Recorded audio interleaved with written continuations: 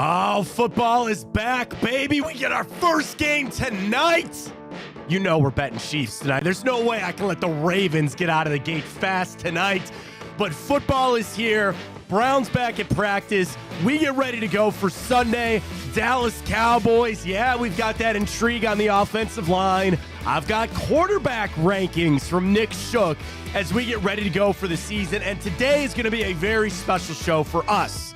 We are going to go through every division, every award, place our bets for the season, see how we go. We'll save this show for the end of the year, see exactly how we did as we get geared up for another season of NFL football. It all begins tonight. Exciting to have it back. But as again, with the Browns, a lot of questions surrounding them and exactly how it's going to go and how it's going to play out. We got to discuss some of that this morning. So got plenty of Browns to get to. Guards, yeah, all right, what are you going to do? Ben Lively can't start a playoff game for you anymore. I don't know what else to tell you. So we'll talk some guards as they get geared up for the weekend as they're going to be going out to L.A. to face the Dodgers. Important series there, but you feel good about where the Guardians are at. We'll discuss some of the starting rotation issues with the Guardians. We'll get to that coming up. We got the grid. We'll get to time up. We got a loaded morning update. And again, our season predictions for the NFL. We got it all for you right here on Big Play. Welcome to the show, everybody. I am Matt Fontana. He is Ryan Tyler. I just can't do it the same when I'm fucking struggling like this. I just dropped an F-bomb. I didn't mean to do that. I'm sorry. Let's go. That's how I know it's going to be a good show, is when the unintentional F-bomb pops out from you early. Dude, because for those who know, once Matt has children, he doesn't swear anymore. Oh, I swear. Oh, I do. And the 3-year-old picks it up, and my wife looks at me, and then I got to play the... That's kind of fitting. This is obviously kind of our 1-year anniversary for the show. This is a very important show for us. And that's by far the quickest into a show I've ever heard you swear. It has. And I think in a grand year, I think I have more fingers than times you've sworn on the show. Well, and I think I've called it out sometimes when I'm like about ready to drop something, but I had to drop my throat. I feel bad because it's probably not great to listen to. It's probably not all that good for people trying to listen to me right now. But I feel like it's more, honestly, I like it better than your normal voice. Really? Yeah. See, I got into this when I first started this industry. There are some people that are just gifted with like the pipes of God. Like, you know, Paul Keels, the Ohio State play-by-play guy, he's got the voice of God. You know, 3rd and 10 coming up now for the Ohio State Buckeyes. Ezekiel, like he's just got like the deep, raspy voice. I sound like a prepubescent child. I kind of have a high-pitched voice as it goes. Now, I'm sick right now, so that's why I sound the way that I do. But when I got into it, somebody goes, don't ever do a fake radio voice because you're going to have to do that the rest of your career. You're better off just doing your voice and people will get used to it.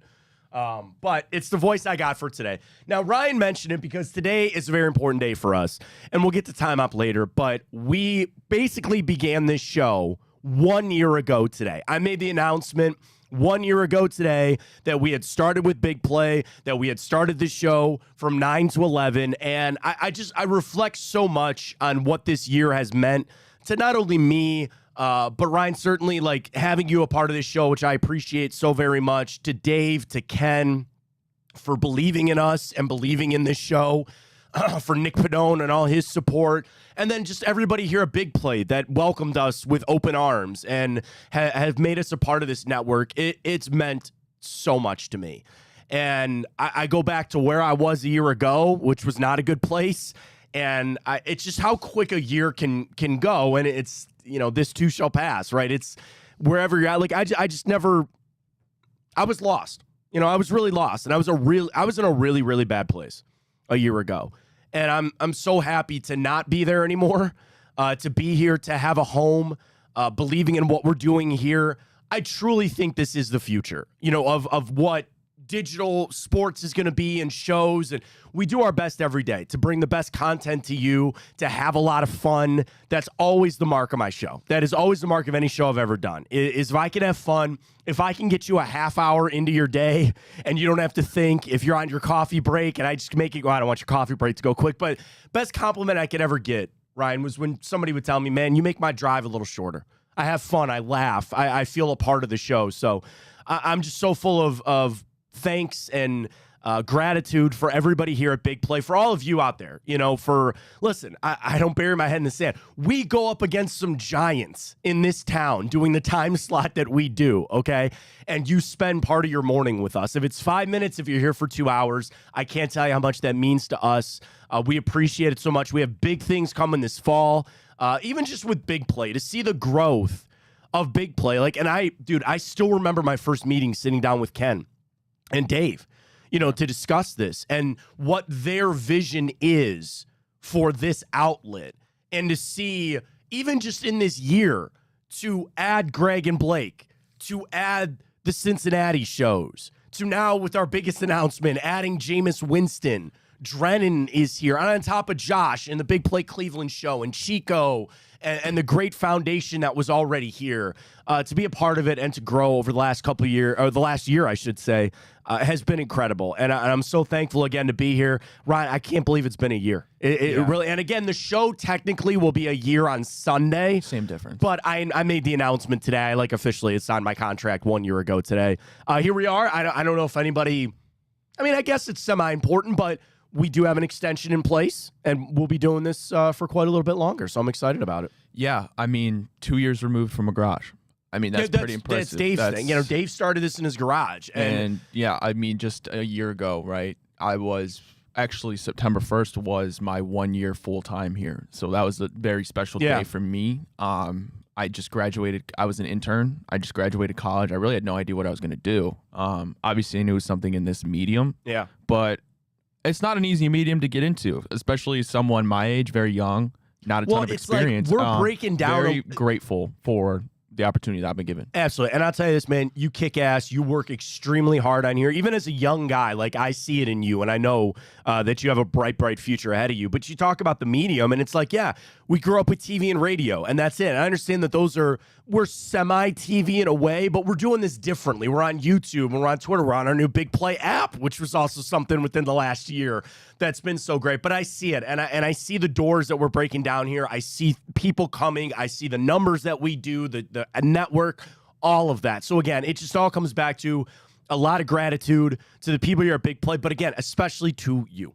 I thank you out there.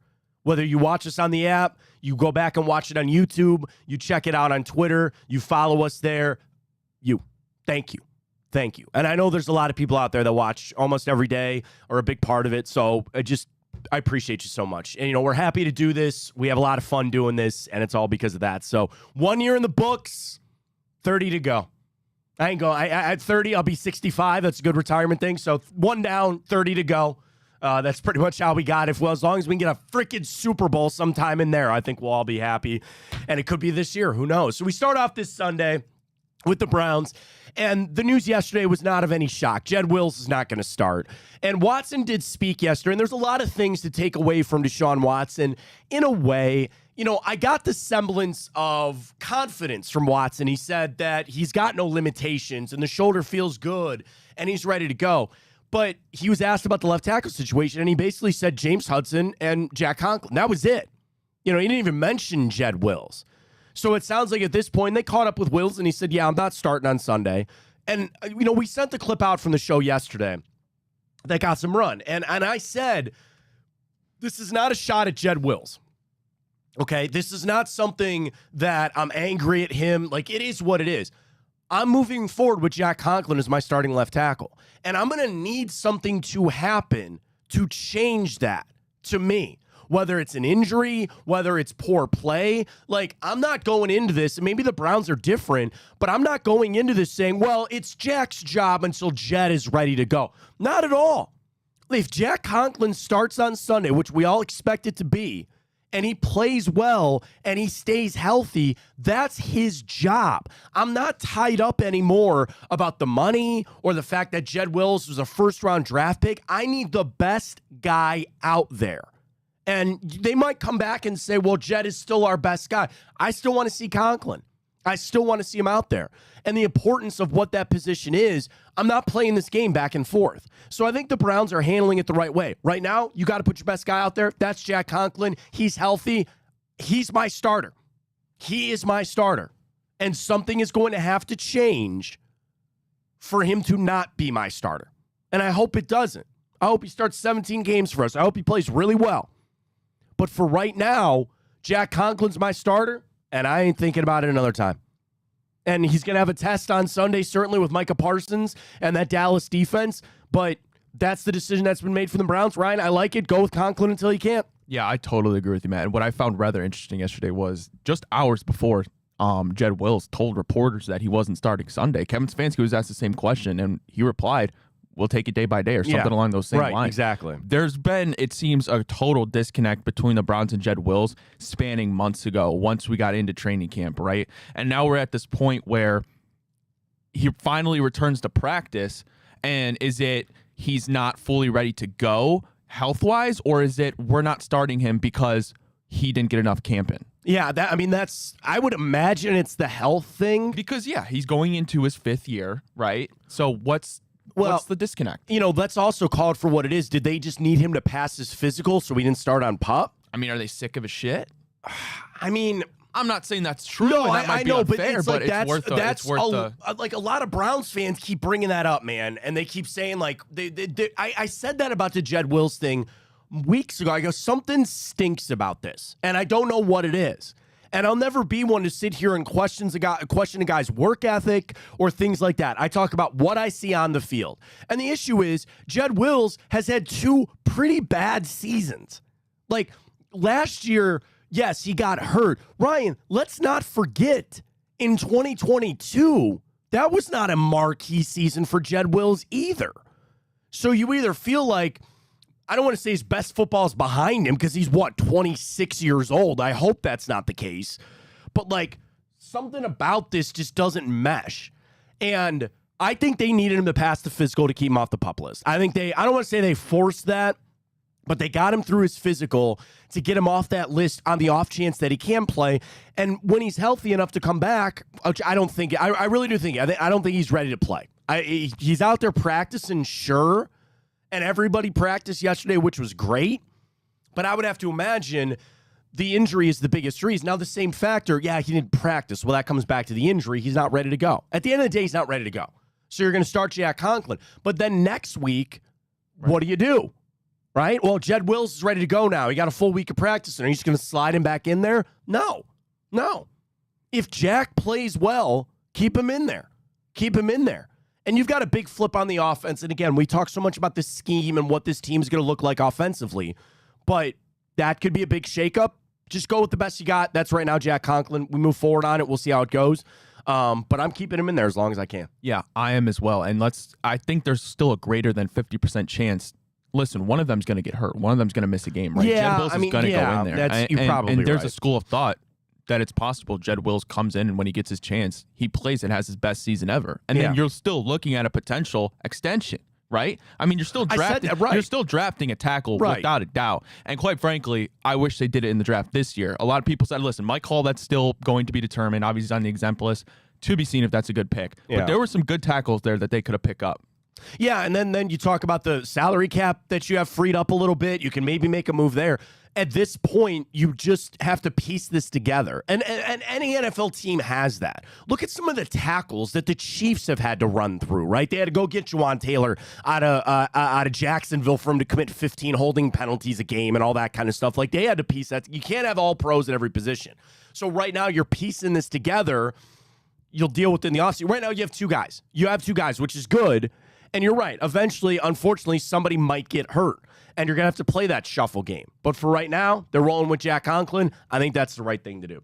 Now, we knew you were running with Deshaun Watson. Couple things on Watson this morning. So, Dan Graziano and Jeremy Fowler, they do this every week, and it's one of my favorite things they do on ESPN. They do it's like a mailbag type of thing. They do their latest buzz, upset predictions, and all that kind of stuff. So they started out this morning with the question of which big-name quarterback returning from a season-ending injury is primed for the biggest year. So you got quite a few options of guys that got hurt. Aaron Rodgers, Joe Burrow, Anthony Richardson, and Kirk Cousins, and of course Trevor Lawrence too. And Trevor Lawrence. I think about that too. I mean, he played most of the year. Yeah, he did. But he's playing on one leg. Yeah.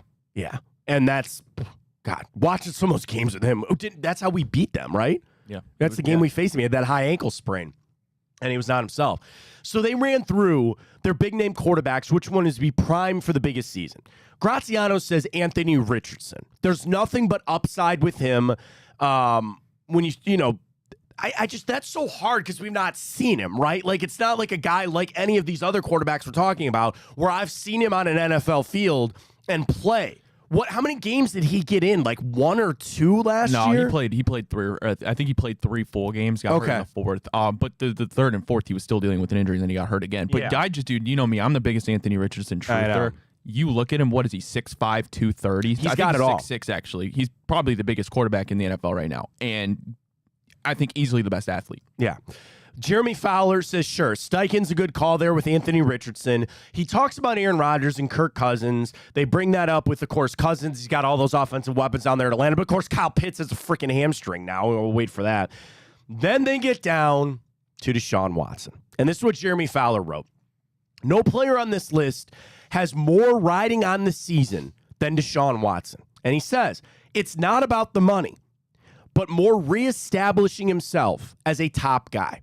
Fowler asks the tough question. Has Watson lost his fastball forever? Or does he just need more time to rediscover it? 4 or 5 years ago, Deshaun Watson had star power that opponents can feel from the moment he walked into the stadium. He doesn't scare teams like that anymore. But if he can regain, as Fowler writes, even 90% of what he was, then of course he's a guy that you have to worry about. Now, this comes off of what Deshaun Watson said yesterday. And it's my fault. I didn't clip this. I should have. Watson was asked if he still considers himself an elite quarterback, and he said, of course I do. There's no doubt. Well, there's doubt for everybody else. And I appreciate Deshaun taking that tact, right? And they were asked, they asked Deshaun yesterday about the outside noise and outside opinions, and he gave the player answer, man. We don't listen to that, and we don't, pay attention to that and all that kind of stuff. But for Deshaun Watson, the one thing that I don't know if we've actually talked a lot about is the mental side that he is going to have the biggest uphill battle in his career. Because think about it. When he was in high school, he was the cat's rear end. He goes to Clemson, he's great. He goes to Houston, instant success. Then the suspension, then coming to Cleveland, then the injury. I'm going to ask Deshaun Watson to do something that he has actually never done in his career, and that's climb the mountain again. When he was climbing it, it was all good. Things were great. And he probably, when he was in Houston, sat there and felt like, I'm going to do this for 15 years, and I'm going to go win a Super Bowl, and I'm going to make all of this money and do all of these things. And then by his own actions, that all came to a crashing halt. And again, you could say, well, he's tried to climb out the last couple of years. All right, that first year here in Cleveland, that's a wash. There was nothing that was going to happen with him coming off the suspension.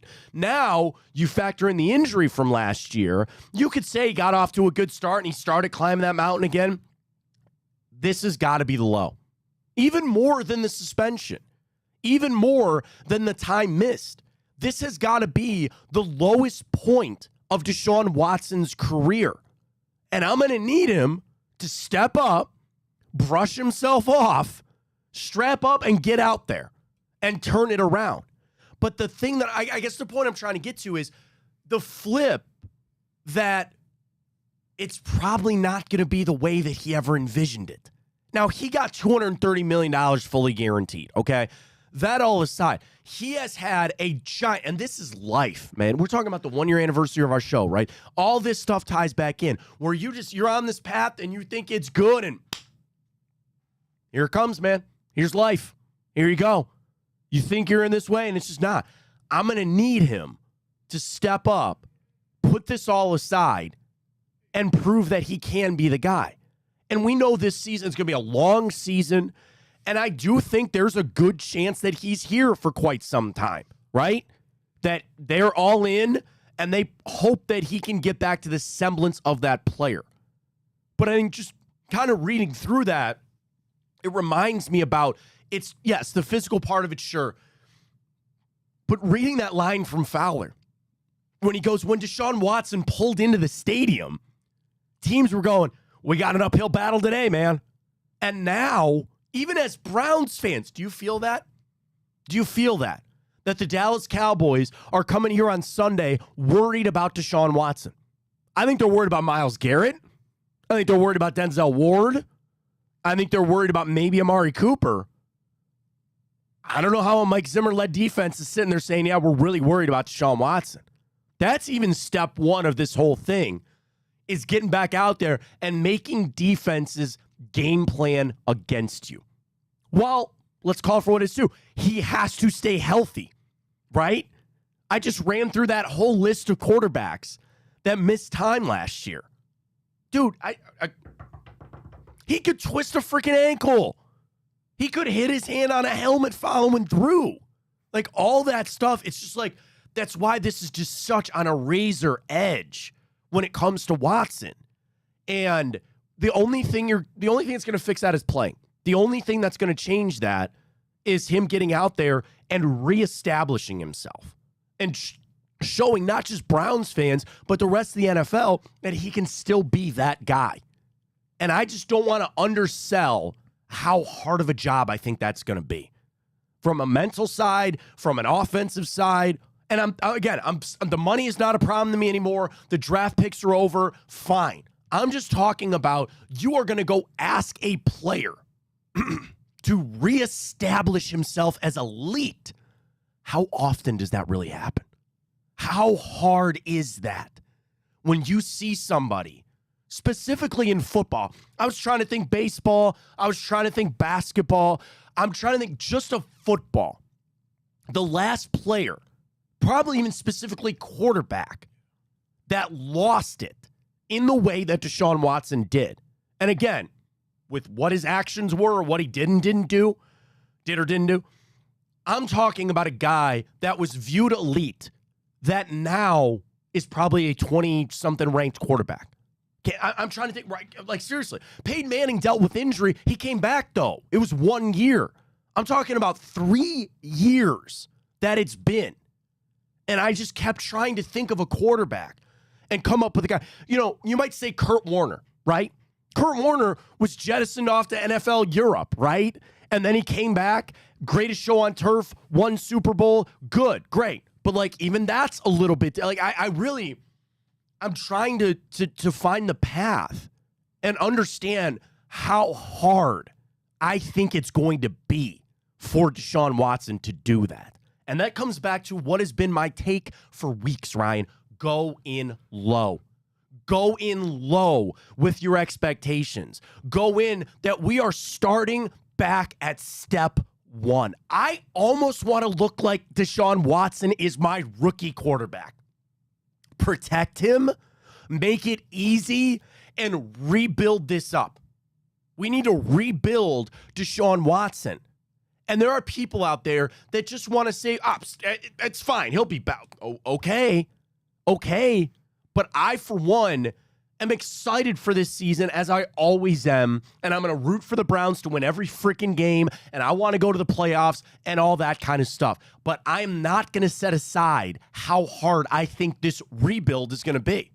And you say this team's not rebuilding. No, because you have a bunch of good pieces everywhere, but the most important one is a rebuild project. I don't know if you work on cars. The engine's apart. It's scattered. When it was running, it was humming, man. But it's sitting in your garage right now on the hoist with everything taken apart. Got to put it back together. And understand, even when you do put it back together, it still might not be the same. It still might not be exactly the same. Now, the other side is it could be even better. And I would love that to be the case. But I'm not going to sell this short on what this rebuild is going to be. And I'm not trying to fan scared either for Sunday, right? I'd love for him to go out there and throw for 400 yards. I'm not expecting that. But I'm one, call me Daryl Morey, I'm one that's in for this process. And I know that this is going to be a game over game adding little things. The issue is people want them to come out blazing. They want them out of the blocks fast. And you got an opportunity because you're facing freaking Dallas to start. You have a big opportunity in front of you. But when it comes to Watson, that line from Fowler is what just like, oh man, that's right. Dude, he used to walk into arenas or stadiums, Huntington Bank Field, if you will. And people would go, well, we're in the deficit today. That's not where we're at anymore. Yeah, you're talking about a guy who 3, 4, 5 years ago was ranked in the top 15 of the NFL players in the entire league. Anybody would have traded for him. Anybody outside of like Patrick Mahomes, anybody would have had him.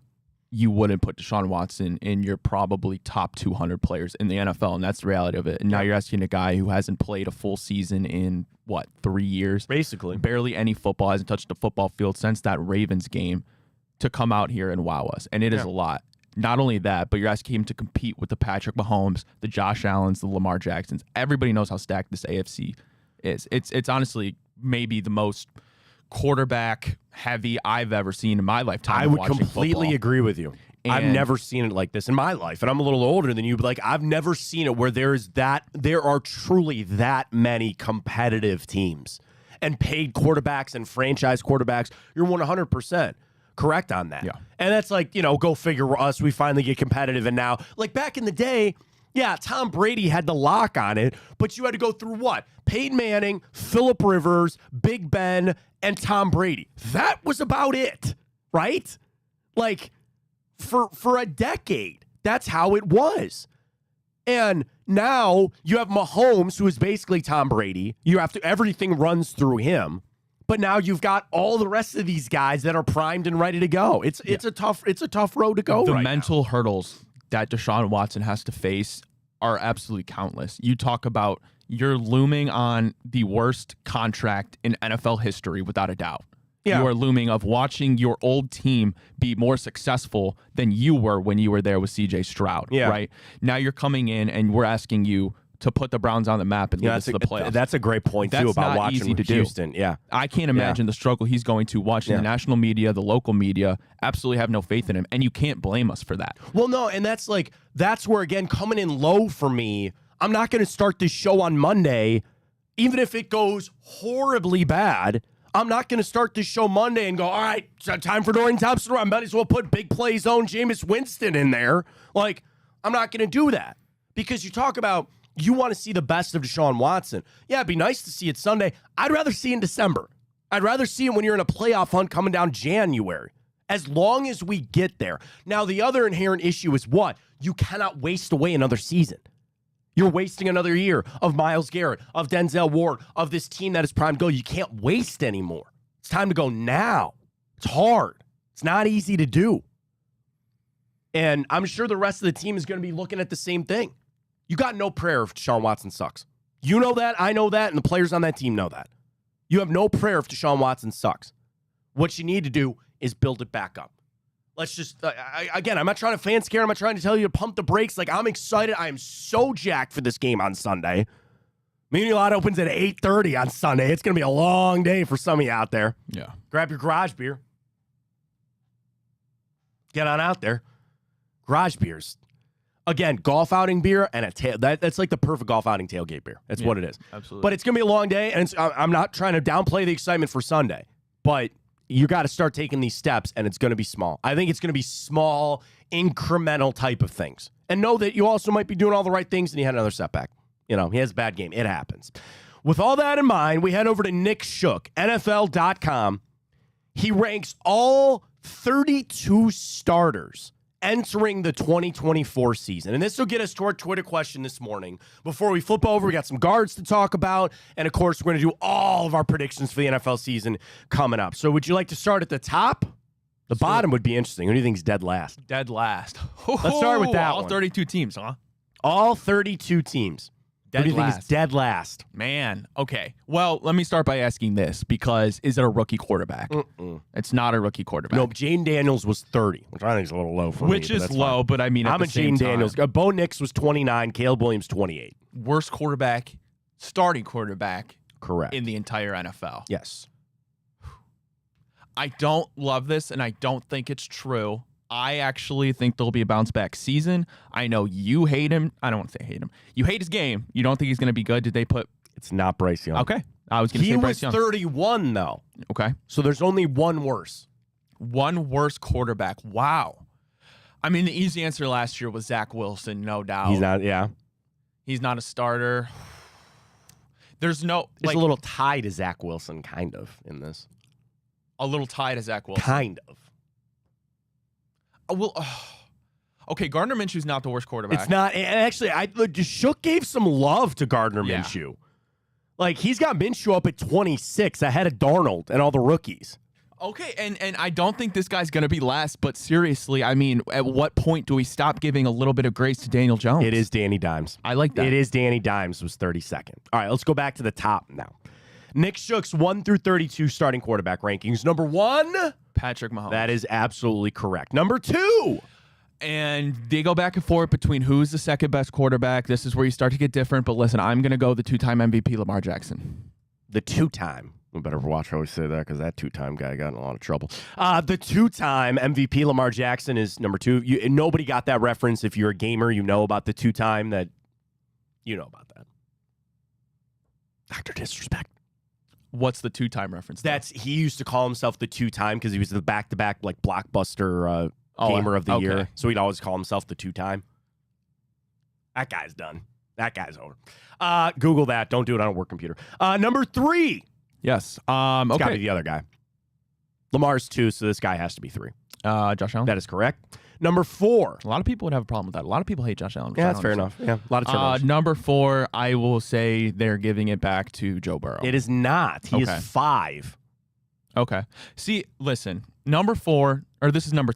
Yeah, you need number 4. Yeah. Burrow is 5, so this guy's 1 spot ahead of Joe Burrow. I would seriously listen to putting up Dak Prescott up there. It's not. He was 6. Okay. So you're swirling. So again, we got 1, 2, 3. You need 4. You have Burrow 5. Dak is 6.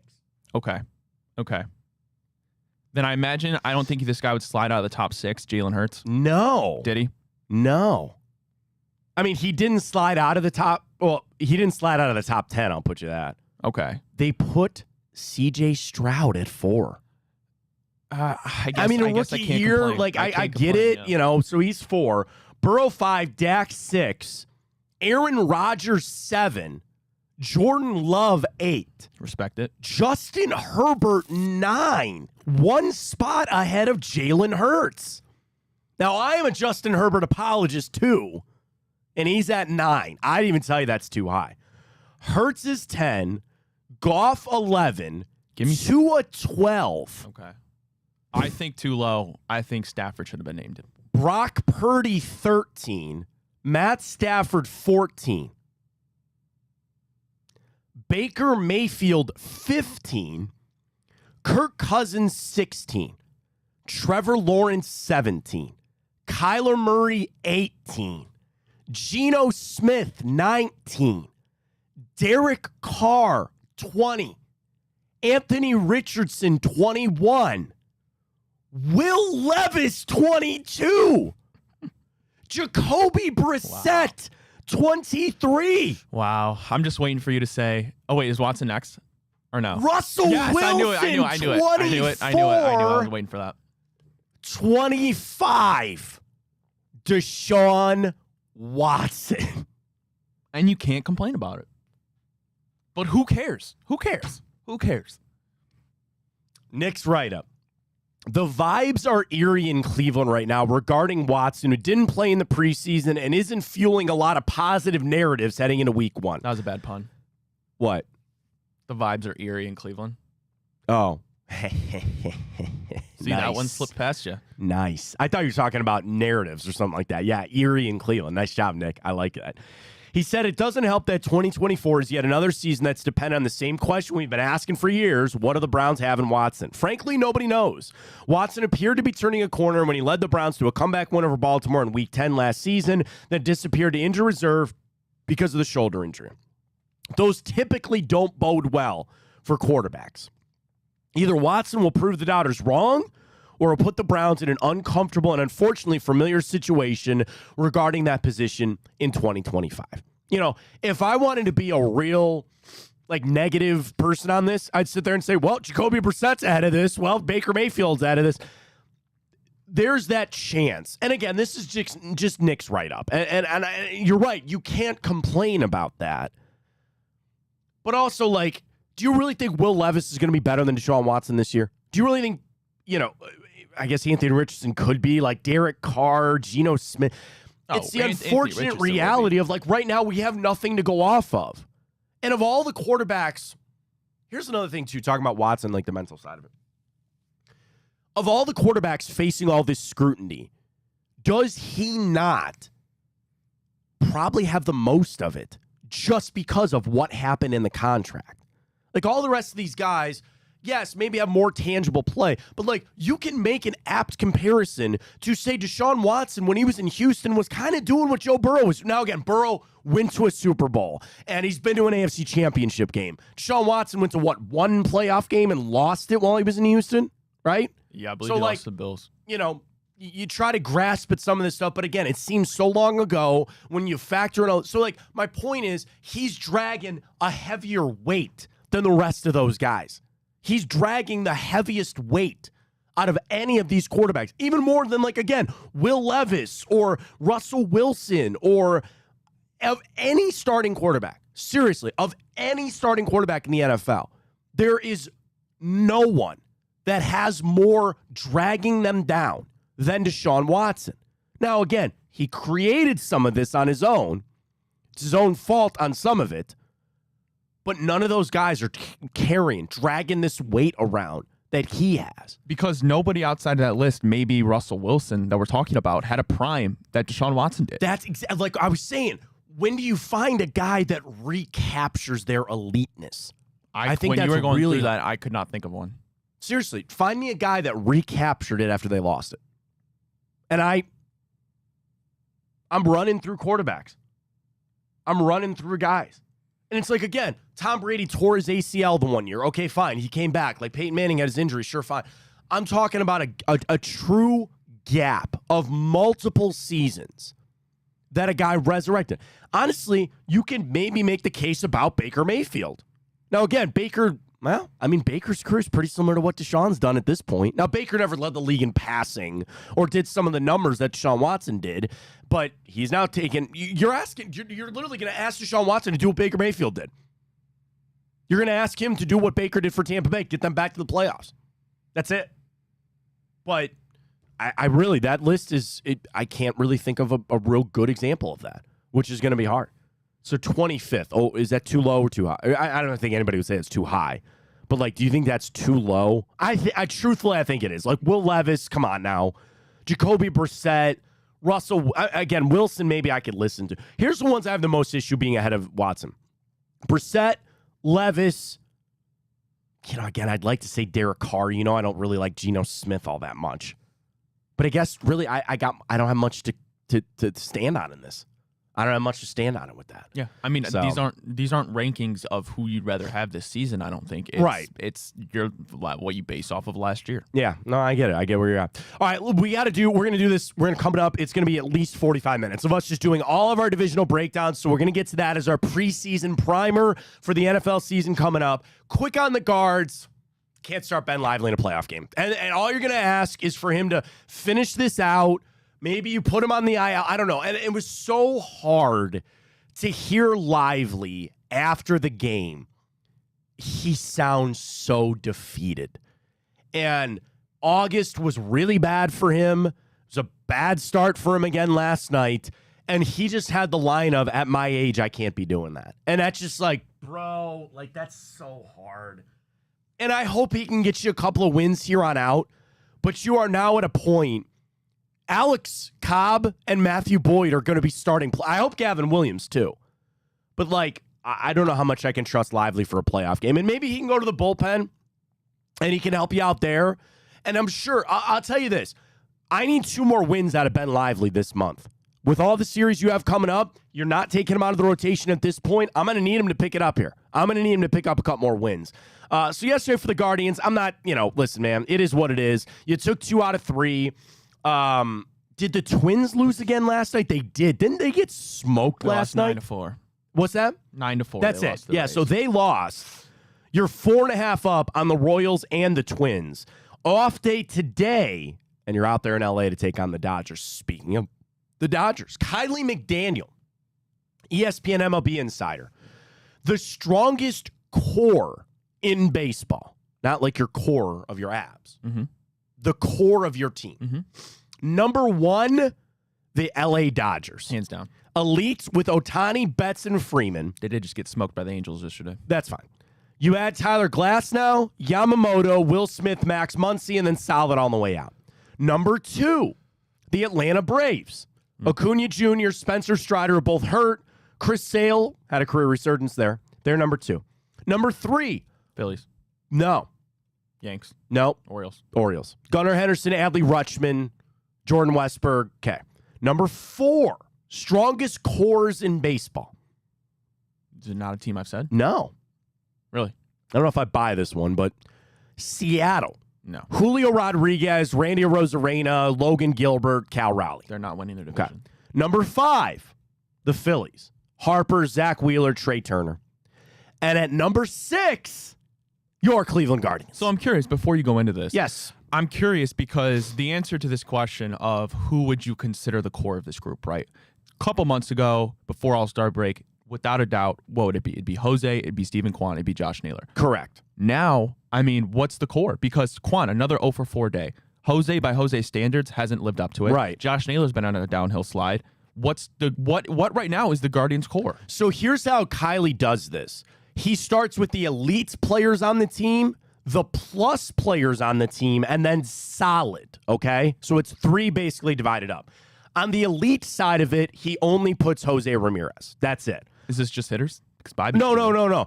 The plus side is Kwan, Jimenez, Bybee, and Emmanuel Clase. Yeah, I would put Bybee up. Well, I put Clase. I put Clase in elite too. Clase, certainly, and I'd put How's Bybee he not there, too. elite?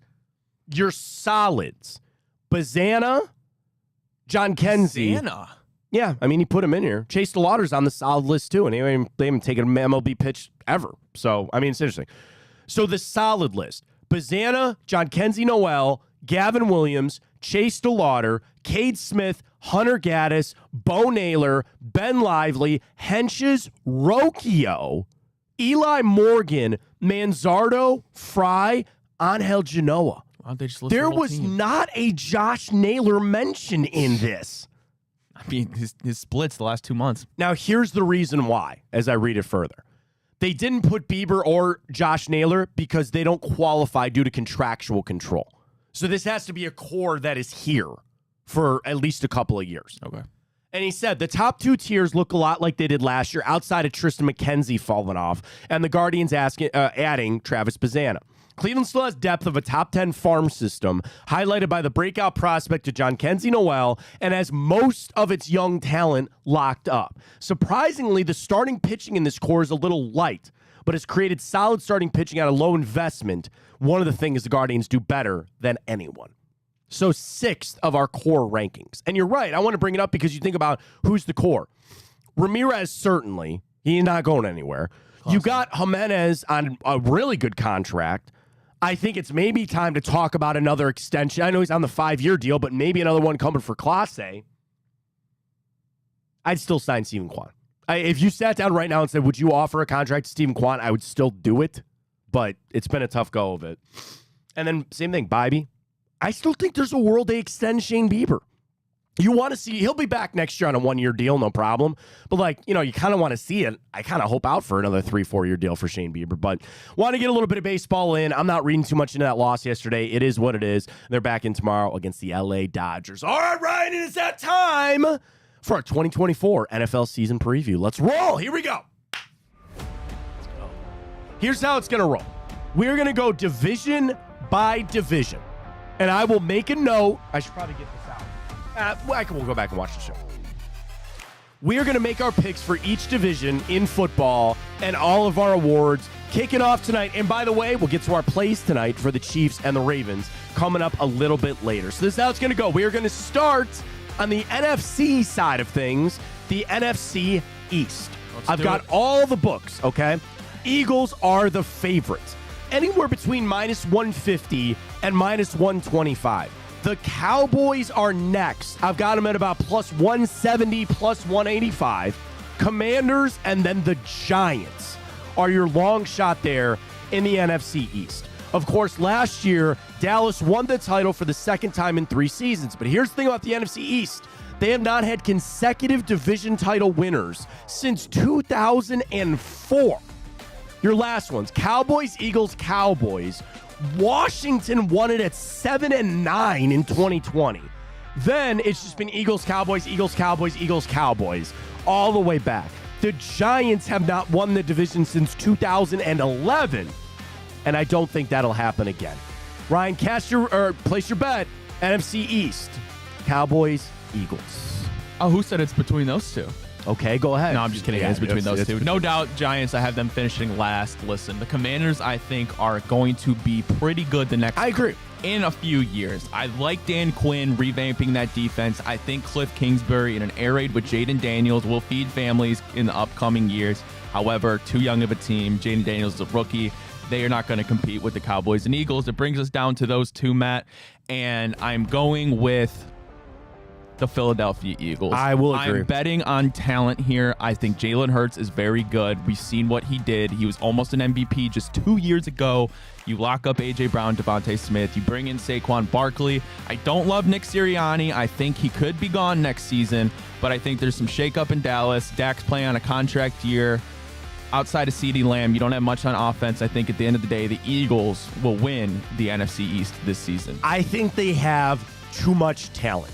It is too supremely talented. Like, Dallas, you're on Dak, CeeDee, and Micah Parsons. That's it.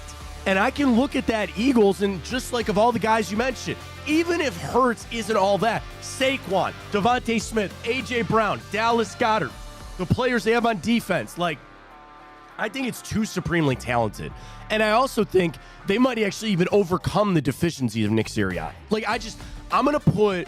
The reason I'm going to pick the Eagles with you, too, is I just think there's games they're going to win on talent alone. Yep. And that's hard to do in the NFL, but they have too much to not do it. And I will also just buy the trend on this, that they're not going to be repeat champions, not going to be Dallas, so I will go with the Philadelphia Eagles as well. Best odds right now, go to DraftKings, minus 125. Longest is 150 at BetMGM. And... Are you writing these down, or do you want me to keep track of them? I was going to write them down if you want me to get my piece of paper out. I was reaching over to get it. We can always go back and just watch it. Yeah. You know. Up to you. Make my life a little bit easier when I make the graphic. Yeah.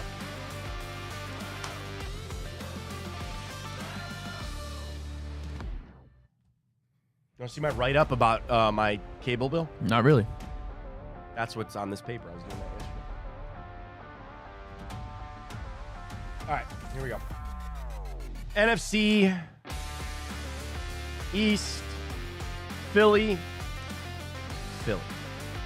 There we go. Next up, we will go to the NFC North. Betting favorite right now, plus money for the Detroit Lions. They are anywhere between plus 115 and plus 130.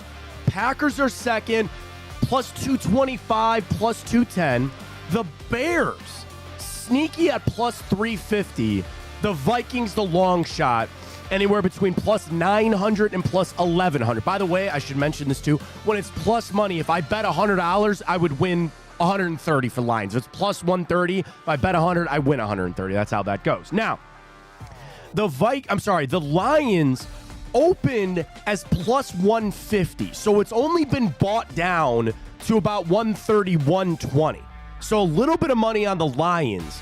The movement has been stagnant on the Packers at plus 225. Here's on the NFC North. For the first time since 1993, the Lions were crowned division champions. However, going into the season, with them being the favorite, they become the third different team to win the NFC North in the last 3 seasons. So there's been a lot of turnover there. Lions won it last year, Vikings the year before, ending a 3-year run for the Packers. The last time the Bears won the division was 2008 under that magical season with Mitch Trubisky and Matt Nagy. Your line, or I'll start this one, NFC North. So here's where I'm at. I got to write the Vikings off. I don't want to, but I have to. The Bears, I think those odds are just like, I think that's all Caleb Williams. And I'm one that I've not been drinking the Caleb Williams Kool-Aid like a lot of people. But you understand, they got Keenan Allen, and they got DJ Moore, and they get Rome Odunze. Like, they have a lot of talent on that team. I just don't really trust Matt Eberflus there in Chicago. So it wouldn't shock me if the Bears made the playoffs, but they're not winning this division. So when you come down to the Lions and the Packers, what is the knock that I could give for the Detroit Lions? Well, there's only one place to go, and that's down. Do you have the hangover with Dan Campbell after him screwing up that NFC Championship game? There's just so much pressure on the Lions. And as much as I talked about the Eagles just being able to bludgeon teams with their talent, that should also be the Lions. Jahmyr Gibbs, Sam Laporta, Amon-Ra St. Brown, Jameson Williams is a breakout candidate. Aiden Hutchinson's up there for Defensive Player of the Year. They've got a decent secondary. I'm gonna go with the Lions. Okay. But I don't want to. But I will go with Detroit in the North. Ryan. Yes, I think similar to the NFC East, this will be a two-legged race. Vikings will be bottom of the barrel, although I don't think they'll be as bad as everybody thinks they will be.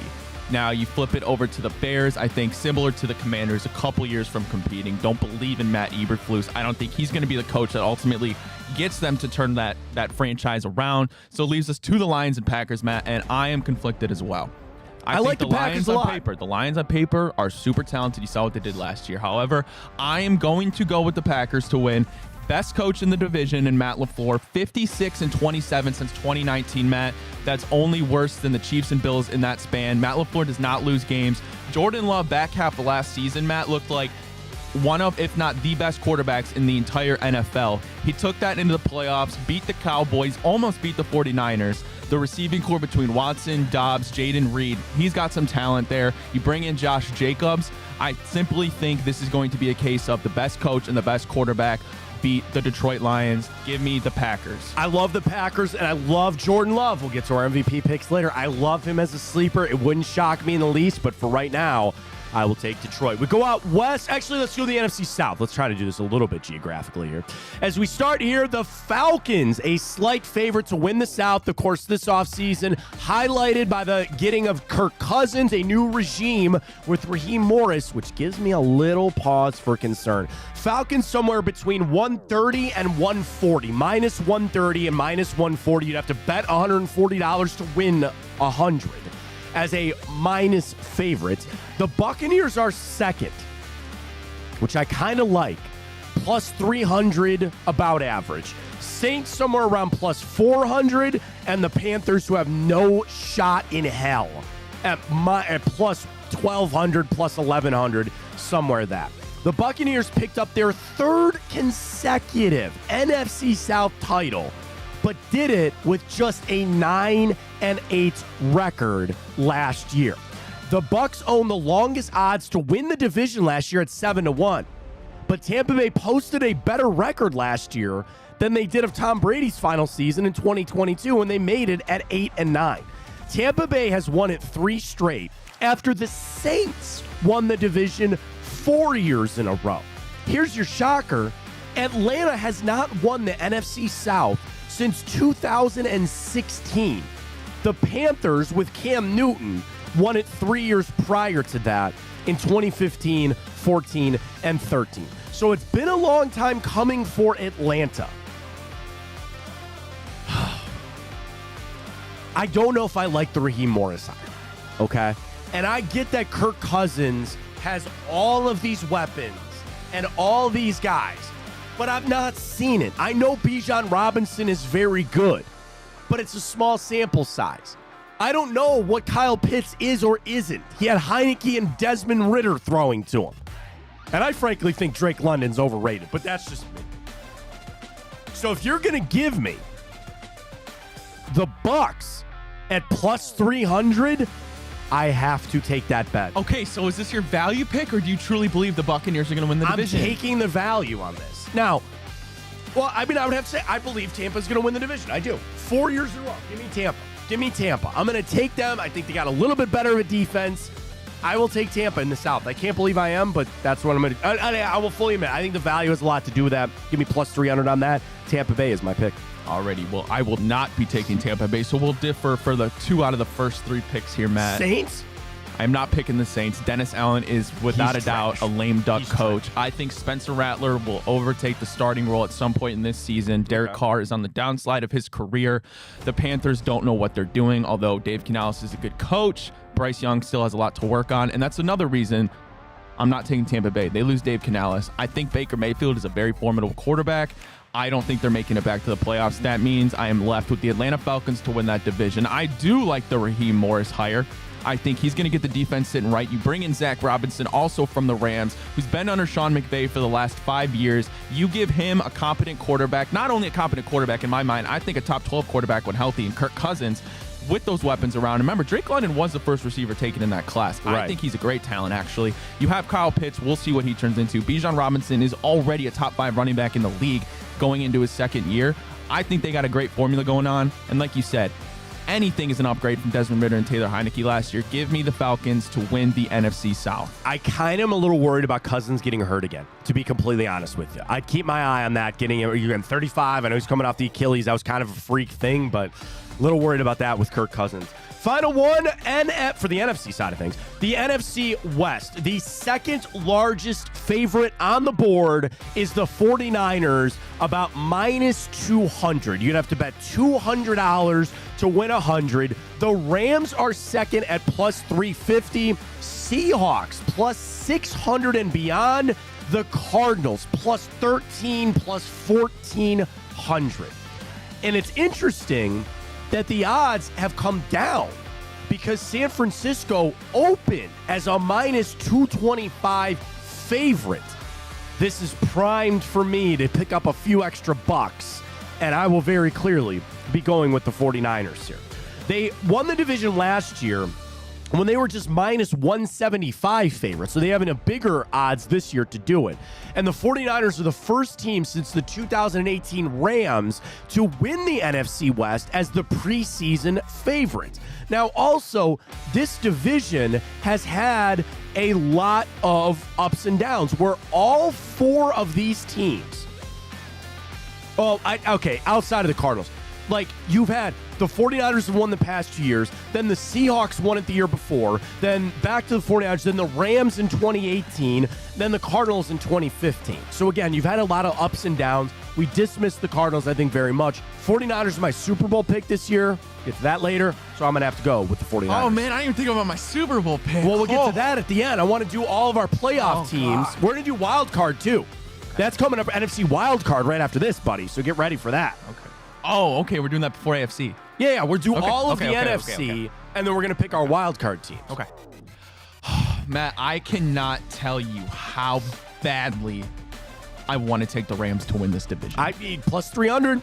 But. Plus 300. But. 350. I don't think I'm going to pull the trigger. Okay. You're probably doing the right. I'm going the 49ers, but hear me out. There's no doubt that Sean McVay is a top 5 head coach in the NFL. Similar to LaFleur, all he does is win, right?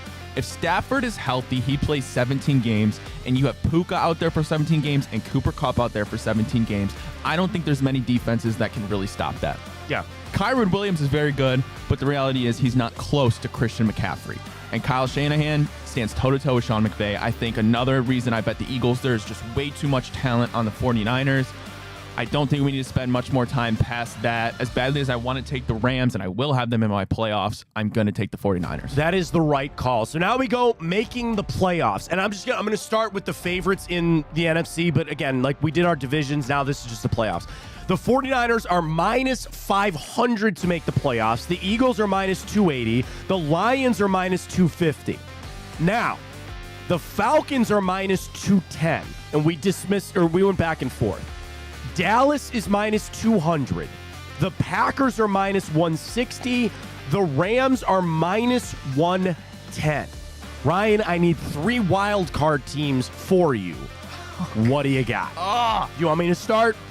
So again, to reset, I've got Philly, Detroit, Tampa Bay, and the 49ers winning the divisions. So I will start in no particular order on my playoff. I guess I should go in order. I'm going to go Green Bay gets the 5 seed. I'm going to go with the LA Rams as the 6 seed.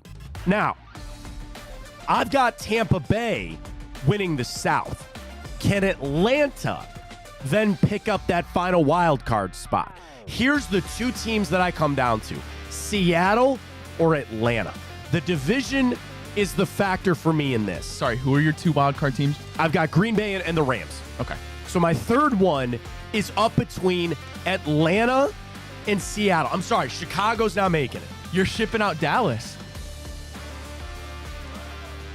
Okay. I am. And I will go with the Atlanta Falcons, the dirty South, the dirty birds, because I think they just play in the worst division, and I don't have Dallas making the playoffs. All right. I'd love to see it. I'd love to see it. Love to see it. What can I get on that? Dallas to miss the playoffs, I get plus 160.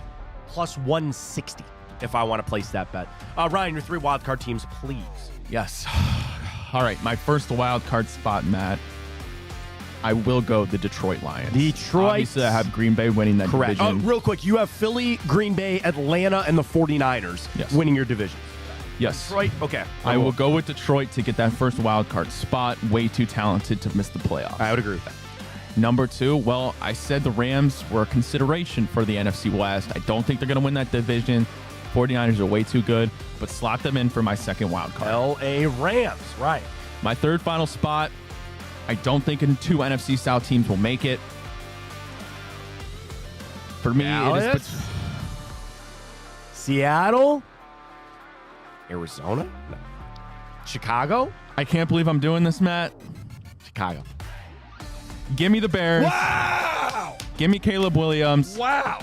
To fulfill his expectations and turn Chicago around, give them the final wild card spot. I will have 3 NFC North teams making the playoffs next season. Like you, I have Dallas missing the playoffs. You have even money, minus 110 on each side for the Chicago Bears to either make or miss. So go ahead and place your bet for your even money for them to make it there. Final thing for us, NFC champion. I already said it. I got the 49ers going to the Super Bowl. I think this is a revenge tour for San Fran and crew. I got them going back to the Super Bowl. Right.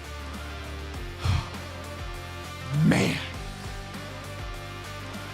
I can't not put the 49ers in the NFC Championship.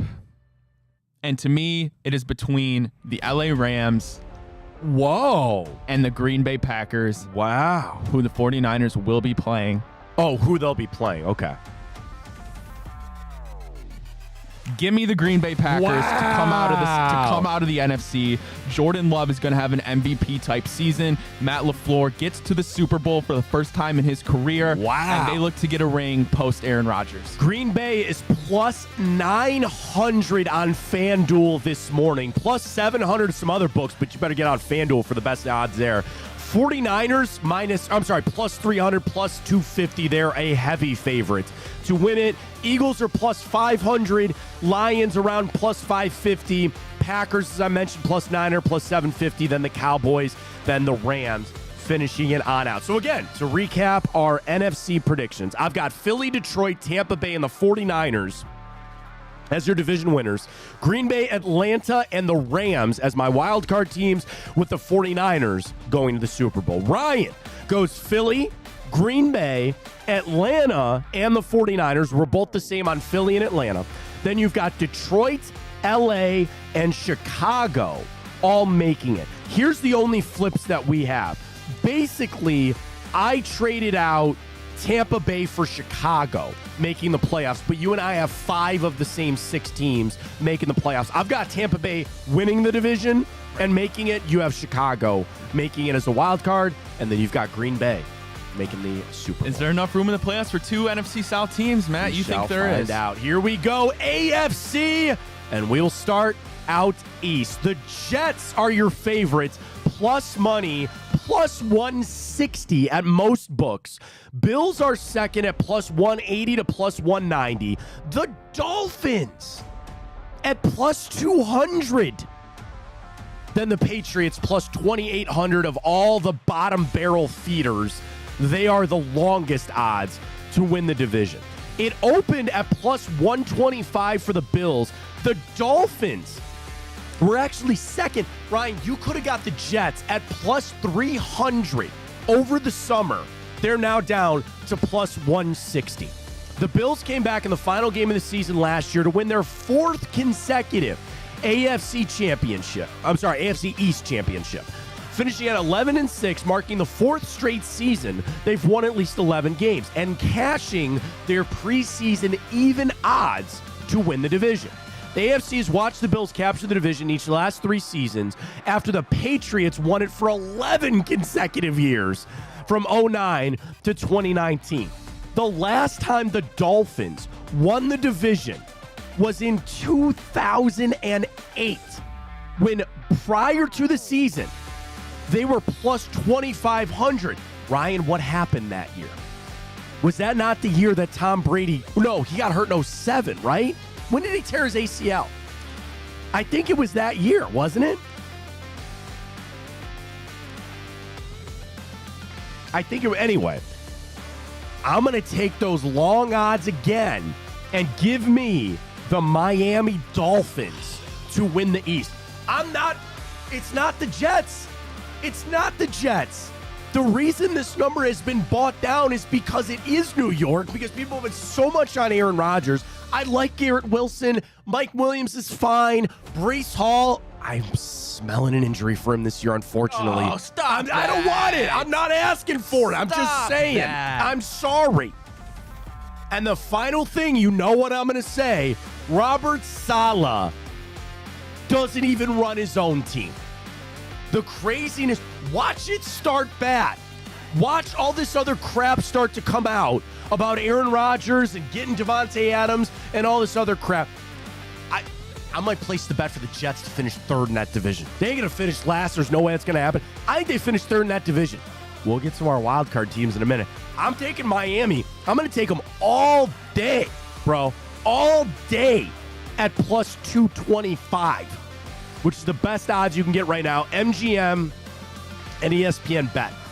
225. Give me the Dolphins. I think it's a big year for Miami. I think it's a big offensive, just juggernaut year for the Miami Dolphins. I know they're feeling on defense a little bit. Jalen Phillips starts on PUP. I get that. Bradley Chubb injured, sure. I think this is a big year for Miami. Mike McDaniel's paid up. Tua's good to go. Like, I feel there's a real... I tell you this, man. Of all of my... outside of the 49ers and the Chiefs. Of all my actual debate picks, this is my lock. This is my lock, Ryan. It's Miami all day in that division.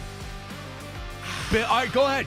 You might be disagreeing. I'm trying to talk you into it. All right, Buffalo. Sure, you want to put everything on Josh Allen. That's fine. And they're going to run with James Cook, and they got Dalton Kincaid. I'm worried about Sean McDermott. Factor all this other stuff too in. McDermott on the hot seat. Robert Saleh sucks. I'm not a giant Mike McDaniel fan, but they have everything cinched up there in Miami. I think this is their year. Dolphins all day long. Man, I am going back and forth on this one. I think I know where I'm going to go. Obviously, you got the Patriots in the basement. Yes. I can't buy the Jets to win that division. Like, I do think this will be by far their best year in the solid Joe Douglas era. I just cannot buy into this career, not even career resurgence, but this Rodgers MVP type season that people are predicting. I agree. Can't quite buy into that. So obviously I'm left between the Miami Dolphins and the Buffalo Bills. My concern for Miami, I understand they're going to be probably one of the most efficient offensive teams in the league. You paid up Tua. Tyreek Hill was the number 1 player rated in the NFL. Jalen Waddle is one of the best wide receivers too. You can have Devon Achane. If he stays healthy, he's going to have a monster season. My worry is Mike McDaniels in the second half of games is outcoached constantly. You lost a ton of pieces on defense, and like you said, they haven't won the division since, what was it, Matt? They have not won the division. The Dolphins have not taken out since 2008. The Jets haven't won the division since 2002. No. I understand why people are down on the Bills. You lose Stephon Diggs, you lose Gabe Davis, Sean McDermott might be on his way out. I think he is. But at the end of the day, for me, I think it's still going to remain the Josh Allen show. All right. I think you get rid of Diggs, Josh Allen is going to be more efficient, right? And that might not make sense, but I think what it's going to do is it's going to flip from a where's Stephon Diggs? If he's not open, I'm just getting my second read and I'm in panic mode. I think it's going to be more balanced this year. I think James Cook is going to have a good year. And this will get back to maybe my MVP pick. I might be hitting a little something here. But I think Josh Allen is going to have the best year of his career. And I think when the regular season, we can question how good he is in the playoffs and what the Bills do in the playoffs, but we're not there right now. It's been the Bills the last couple years. I'm still riding with the Bills. Josh Allen's the best quarterback in that division by far. Give me the Bills Mafia to win the AFC East. I like it. All right, we go to the South now, one of the more tightly contested divisions. Texans, Jags, Colts, and Titans. Texans are the I shouldn't say slight, but they're about even money at most books, minus 105 or plus 105. Jags are pretty consistent in second, plus 275, plus 300 at a couple of books. Then the Colts, plus 320, plus 340, and the Titans in the cellar, pretty even across the board at plus 1,000. Of course, we had a massive show out for the Houston Texans last year, but let's not forget that they won that division in part of Anthony Richardson and Trevor Lawrence, both having to deal with injuries and a big down year the year prior. Now, again, the Texans went from the worst to first with a 10-7 mark last year. They began the season a year ago as 8-1 favorites to win the division.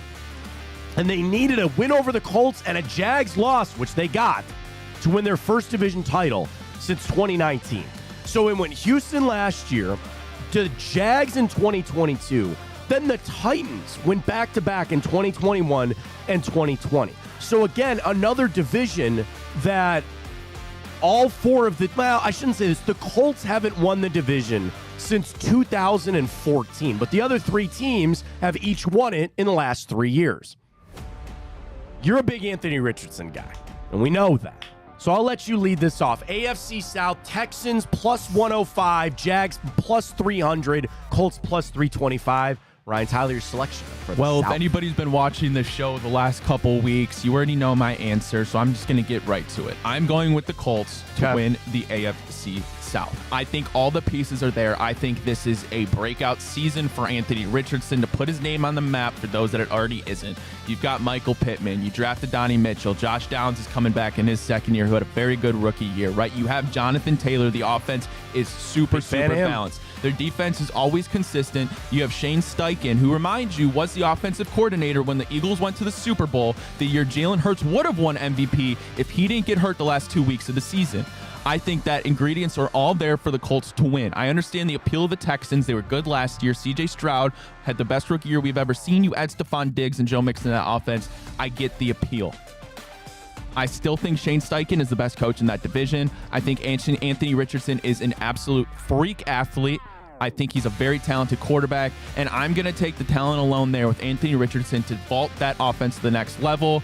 This is going to be Shane Steichen, Jalen Hurts. This is going to be the 2.0 show with Shane Steichen and Anthony Richardson. Give me the Colts to win the AFC South. So here's an interesting thing, and I should have brought this up a little bit earlier. Strength of schedule. The Colts come in with the 7th easiest strength of schedule this season.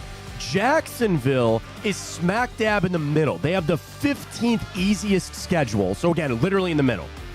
The Texans, by virtue of winning the division, have the 6th hardest schedule in the NFL from our friend Warren Sharp. And by the way, give another plug for our friend Warren who joined us.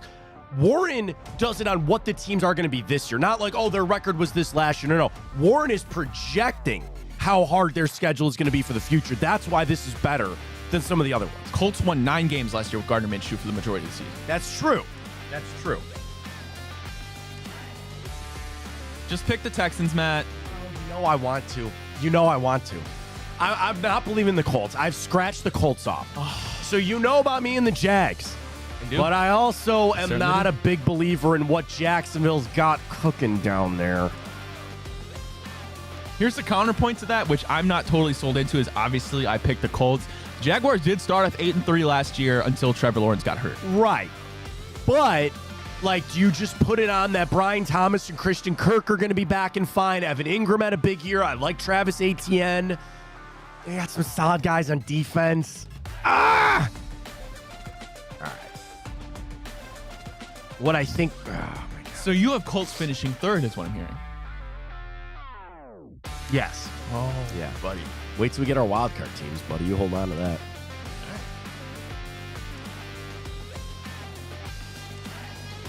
I'm going to go Jags. I will go Jacksonville. Win the South. I don't know if like the 1 year flash in the pan, all that pressure, it's going to be Houston. Mark my words, it's going to be Houston. I know that, you know that, and neither one of us picked them. I'm going to go with the Jags to win the South. Let's head out west. One of the biggest favorites, the Chiefs. Ryan, some books have the Chiefs at minus 300. You'd have to bet $300 to win just 100 for the Chiefs taking this division down. Honestly, sounds like a good deal to me. It's honestly because the Chargers are the only other possibility in this. The only other one. They're plus 375. And then they are the only division in football with two teams at plus 1,000 or more. The Raiders plus 1,100. The Broncos are plus 2,000. So win that division. The line has moved. Kansas City opened at minus 200. They're now up to 300 on this. Kansas City has the longest active streak for division championships at 8 consecutive AFC West titles. In spite of their fewest wins since 2007, they won the AFC West again. Now, the crazy thing, and I'm trying to remember the exact stat on this, but I'm pretty sure. Okay, I don't know if it's the 7 straight, but Ryan, the Chiefs have won the division by an average of like 4 games. It's not even like they're coming down to the last week of the season. They clinched this in like week 15 and walking on out. I have no reason to believe that they're not going to do that again, and I think it'd be crazy to pick anybody else. Kansas City is my pick here. I almost won't let you make another selection. Yeah, just move on to the next. KC it is for the AFC West. What? I'm conflicted on so many things. Okay. The final one for you, me, and everybody, the AFC North. Here's where we start. The Ravens are plus money at plus 140 at several books. The Bengals are hot on their heels at plus 150. The Browns plus 500. The Steelers plus 700. These odds are pretty same as they started when they opened. The Ravens were a slight favorite at plus 110. The Bengals are at plus 180. It's about held at that as we get ready to go. All 4 teams in the AFC North finished with a winning record this past season, highlighted by the Ravens at 13-4. They won their first division title since 2019, and they cashed as plus 240 preseason odds. The AFC North has showcased 3 different winning teams in the last 4 years. Ravens, Bengals, Steelers. Of course, as we know, the Browns have not won this division since 1989. The Ravens last year ended a streak of 2 years straight for the Bengals, and the Steelers back in 2020. I'd love to say it. I would love to say it, but I can't. So with that in mind, I'm down to just the 2. And I've been putting this Maloik on the Ravens and saying I don't believe, and I don't believe, and I don't think Derrick Henry's going to be all that. So I'll go with our boys down there in Cincinnati. Give me the Bengals at that plus 160 number to win the AFC North. Ryan.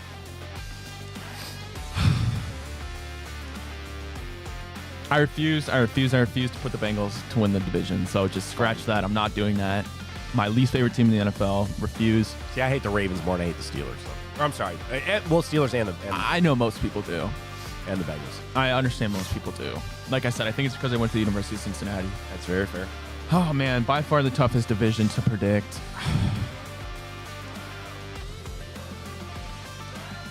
Obviously, I'm not going with Pittsburgh. Yeah. So you got one left, buddy. Are you going to do it? I mean, go ahead. Go ahead. Go ahead.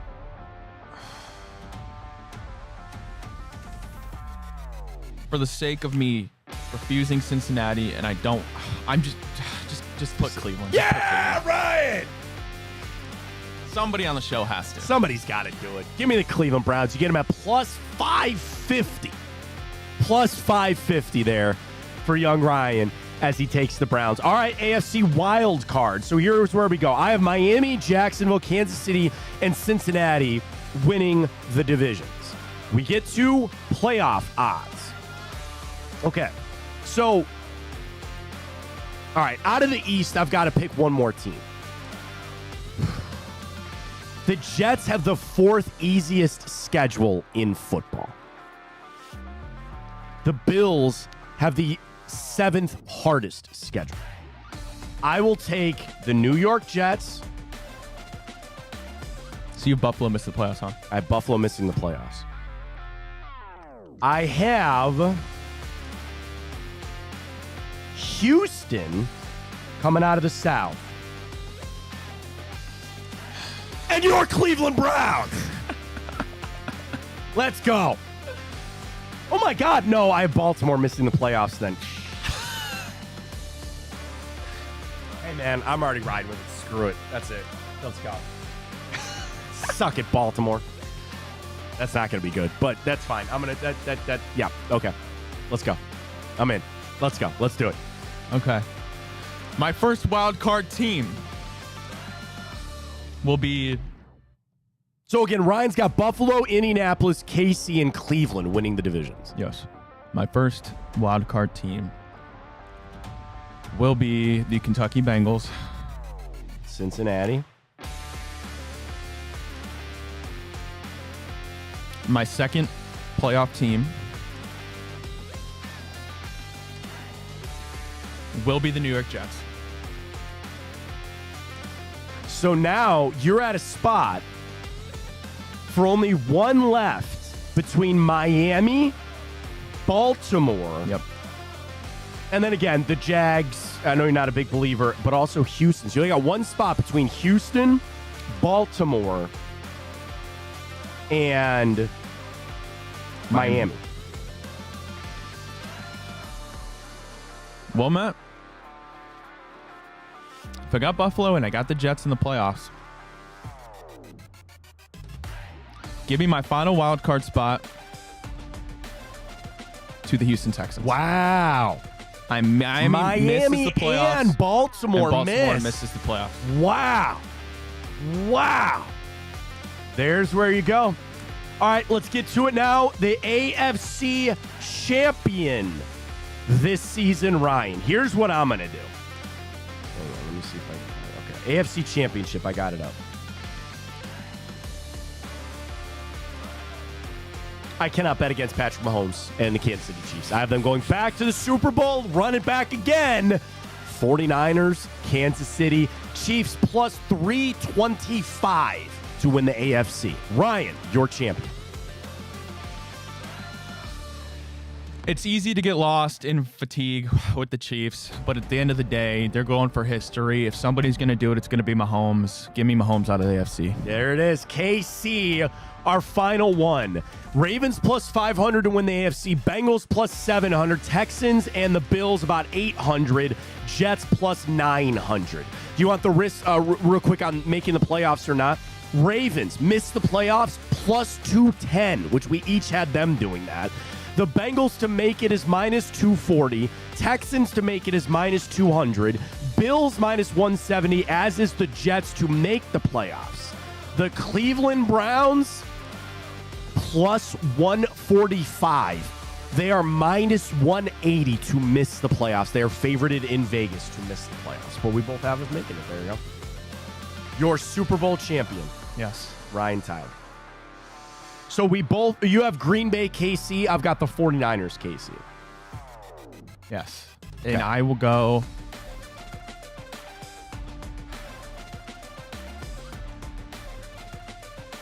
This is tough. Okay. It is insanely hard to bet against the Chiefs. but I'm going to do it. Give me Matt LaFleur. Give me Jordan Love to get their first Super Bowl rings.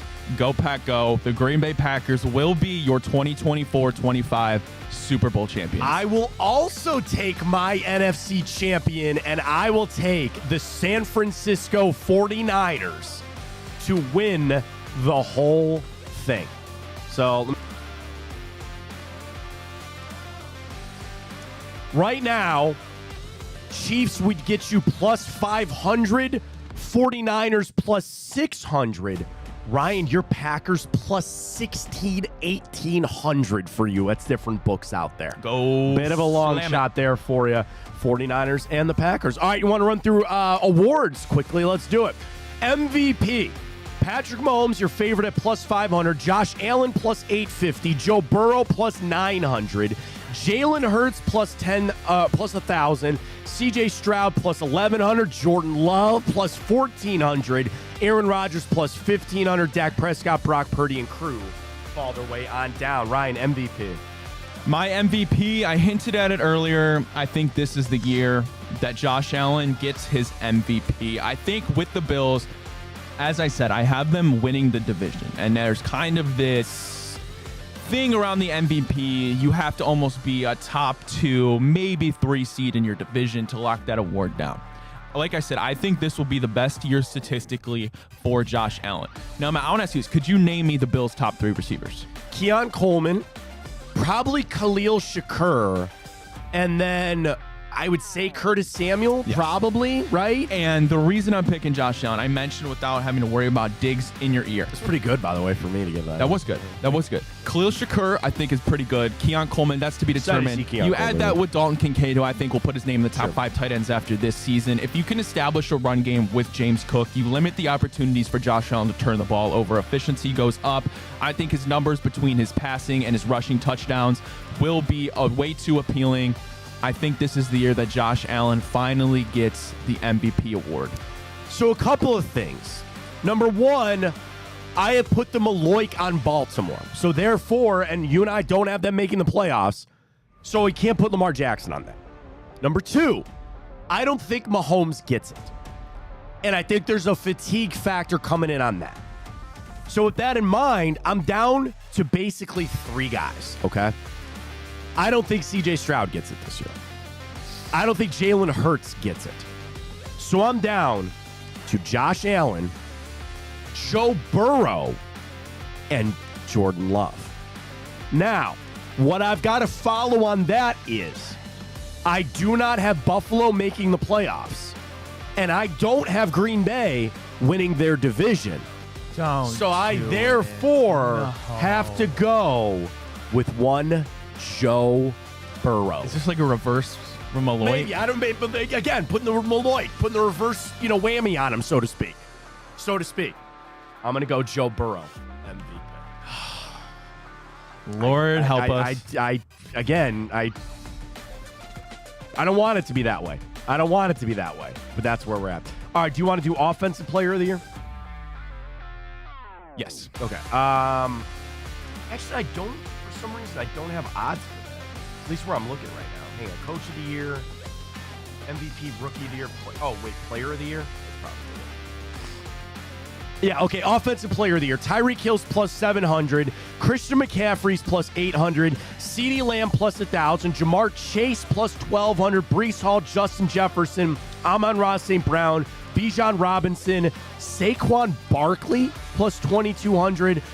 This award, obviously, hang on, let me go. NFL Offensive Player of the Year. I want to look at some history on this, okay? So Christian McCaffrey won it last year. Yes. Before that, it was Justin Jefferson, Cooper Kupp, then Derrick Henry, Michael Thomas, then Patrick Mahomes. So the number one thing is, I don't think this is going to be a quarterback again. I think they're falling into, let's give the MVP to the quarterback. This is meant to be somebody else. In the age of the wide receivers, I would lean that way. Now, Tyreek Hill, for wanting to set the single season record and what I think Miami is going to be, I should probably go with that. I tell you, I don't think it's going to be Christian McCaffrey. The thing I like about CD and Jamar Chase is, though, that they got nothing else on their offenses other than them, and they could throw them the footballs a lot. Yeah, but that doesn't always necessarily equate to the award. And Dallas, I think, is going to suck. So I probably shouldn't go CD. And if Joe Burrow wins the MVP, how are you going to give Offensive Player of the Year to Jamar Chase? You go first, man. This is a hard one. This is a tough one. Obviously, I'm between. You can't give it to Justin players. Jefferson. He's got Sam Darnold thrown to him. I am going to sleeping on Amon-Ra St. Brown? Matt. My pick for Offensive Player of the Year is the Sun God, Amon-Ra St. Brown. I think he's going to lead the league in receiving this season. And I think because it's not going to be a quarterback, because that will be MVP as the trends tell us, it goes to a different position. I don't see another running back doing it outside of CMC. I'm not going to bet on him to do it twice, so I'm going to go Amon-Ra St. Brown for Offensive Player of the Year. Can I give you a sneak? It's not my pick. But a long shot that I really like at plus 3,000. What conference? NFC.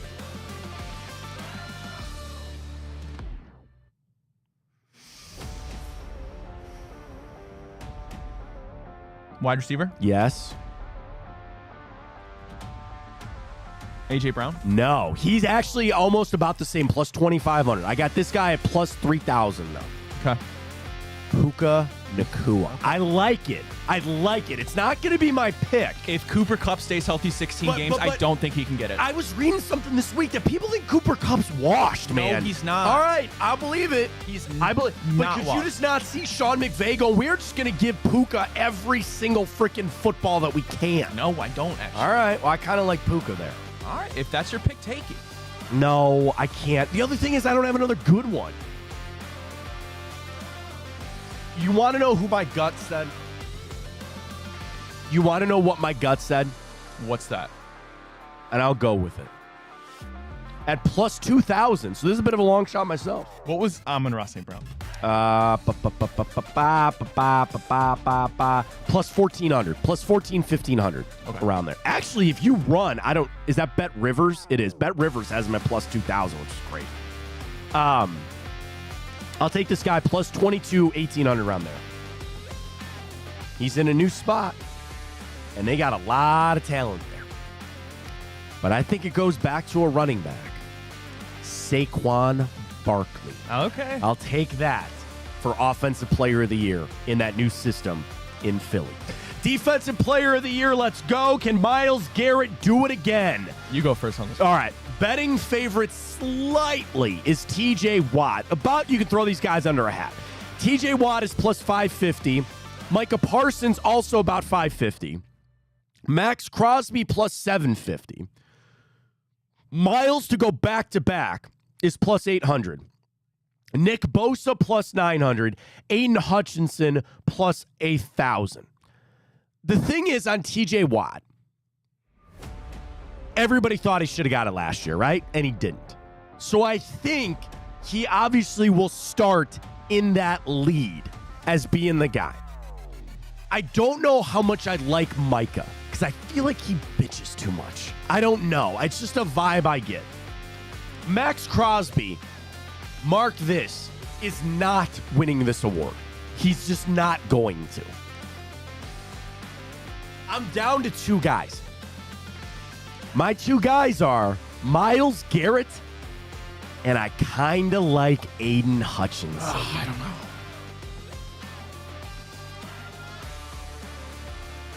I'm going to go Myles. I think year two in the system, I'll take it, but I really like Aiden Hutchinson a lot to win that award, but I'll go Myles Garrett. Ryan? It's so difficult for me to not pick a pass rusher, right? Oh, it's got to be. There's no way. Since Stephon Gilmore won it. The closest corner Gilmore won it in 18. Well, I'll tell you one I like too. Kyle Hamilton is the first DB, and he's plus 4,000. I'd put $5 on that. I'd put $5 on Kyle Hamilton. I kind of like that, to be honest with you. Everybody else, Hutchinson, Jones, Josh Allen, Will Anderson, Montez Sweat, Danielle Hunter. That's all of them right there. Before you get to Kyle Hamilton. It's a pass rusher. It's a defensive line award. I want to say Micah, and I think I'm going to kick myself if I don't. Okay.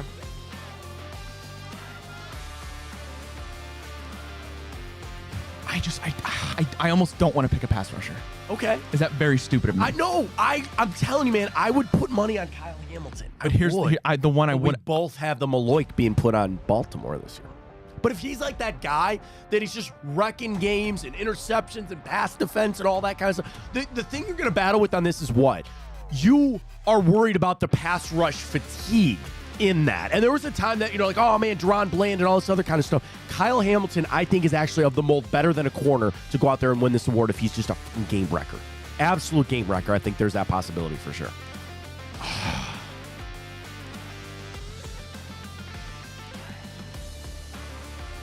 All right. I'm doing it. All right. Give me Sauce Gardner. Wow. Return of the cornerback. Honestly, I don't hate that for you, buddy. Give me Sauce Gardner. Plus 6,000. Give me Sauce Gardner. 6,000 for you there, Ryan. All pro his rookie year. Hey, man, I preach. I like where you're going. I like it. If the Jets are going to be on that stage, which has a lot to do with that, the only thing is he's going to have the marquee matchups against Miami, but he doesn't have it anymore with Buffalo, and he certainly doesn't have it with the Patriots. And I have to run through the Jets' schedule. Like, does he have that? Sure. That he's got to lock. Hang on. Let me do that real quick. Yeah, pull up that schedule. All right. Here we go. All right. Well, Monday night, 49ers go lock down Debo and Ayuk. Then the Titans, Patriots, Broncos. Vikings, him and Justin Jefferson. Then the Bills, which we talked about. Steelers and Patriots and Texans. There's an opportunity there. Cardinals, stop Marvin Harrison. Colts, Pittman, okay. Seattle, DK and crew. I'm saying. Then the Dolphins, then the Jags, then the Rams, then the Bills, and the Dolphins again. Give him the award. There's a lot. That's a lot. Give man. Sauce. I like his damn hardware. I like it. I like it a lot. I like where your head's at, for sure. Do you want to do rookies? Yeah, I do actually. Okay. Rookie of the year, offensive rookie of the year. Caleb Williams, heavy favorite at plus 140. Then Jane Daniels. Then Marvin Harrison. Then Bo Nix. You think it's got to be a quarterback? I mean, the thing is, it's already Caleb Williams, but you know what? It could be. If I have the Bears making the playoffs, I have to go Caleb Williams. You have to go Caleb. The only other one, Matt, that I was considering not going quarterback was Malik Neighbors. Listen, I think Marvin Harrison will have a better career. I think this season, Malik Neighbors is going to be that entire offense. That is Brian Dable's guy. Brian Dable's on the hot seat. He's going to give every opportunity to Malik Neighbors to shine. I'm with you where if I don't pick Caleb Williams, I can't pick another quarterback. I don't see Jaden, and I don't think Jaden Daniels is going to be very good. I like Jaden Daniels a lot. I can't go Bo Nix, and I love freaking Bo Nix. I think he's going to be really good, to be honest with you. So then I got to go some other position, so I will go with Marv. I will go with Marvin Harrison. I think if Kyler Murray can get back and they're going to feed him a lot of footballs there, I'm going to go with Marvin Harrison. Defensive rookie of the year. Dallas Turner's your favorite. Latu is up there. Jared Verse, Byron Murphy. There's two Byron Murphys, by the way. One's a corner, the other one's a defensive tackle. No. They're the same guy. There's another Byron Murphy somewhere else. But anyway, Taron Armstead, Chop Robinson. I'll go Latu. I read that somewhere. Somebody likes Latu, so I'll go with him. Give me Taron Armstead. Armstead? Okay. Armstead. All right, final one. Coach of the year. So here we go. Obviously, I don't know if it's going to be Kevin Stefanski again, but we'll see. Your favorite right now is... Wait, why do I not have this? Matt Eberflus plus 850, Jim Harbaugh plus 850, Mike McDonald, Matt LaFleur, Raheem Morris, DeMeco Ryans. Actually, can I change my defensive rookie? Yeah, you can do whatever you want. Give me Quinyon Mitchell. Toledo boy. Kind of like Cooper DeJean there, too, by the way. Quinyon's better. I like Quinyon. Coach of the year. Yes. Eberflus, Jim Harbaugh, Mike McDonald, Matt LaFleur, Raheem Morris, DeMeco Ryans, all right up there. You go first. It's a guy that is circled around. And if I've got this team winning their division, and he maybe should have deserved it the last couple of years. I've got to go with one man Campbell. Give me Dan Campbell for that. Okay. Well, it's not Eberflus because it's not about him. It's about Caleb Williams. Jim Harbaugh will help the Chargers. Not enough for that. I don't think Mike McDonald gets it in Seattle. I could listen to Matt LaFleur, and I could see where you're maybe going because you have them winning their division. I could listen to Matt LaFleur all day. Give me LaFleur. And I don't think it's going to be Raheem Morris. I don't think it's going to be D'Amico Ryan, so I'm going to have to go Dan Campbell. You're going to go Matt LaFleur. Yes. I like that pick. I like it a lot. That's it, buddy. We're done. Woo! Ready to go? You want to do the whole thing over again? Let's do it. All right, NFC. East, we both have Philly. North, I go Detroit, you go Green Bay. South, I go Tampa Bay, you go Atlanta. We both have the 49ers making the West. My NFC wildcards, Green Bay, the Rams, and Atlanta. You have Detroit, the Rams, and Chicago. So the only difference that we have is I trade out Tampa Bay, you have Chicago making it. On the NFC, you've got Green Bay going to the Super Bowl. I've got the 49ers. On the AFC side of things, East, I go Miami, you go Buffalo. I go Jags, you go the Colts in the South. We both go Kansas City in the West.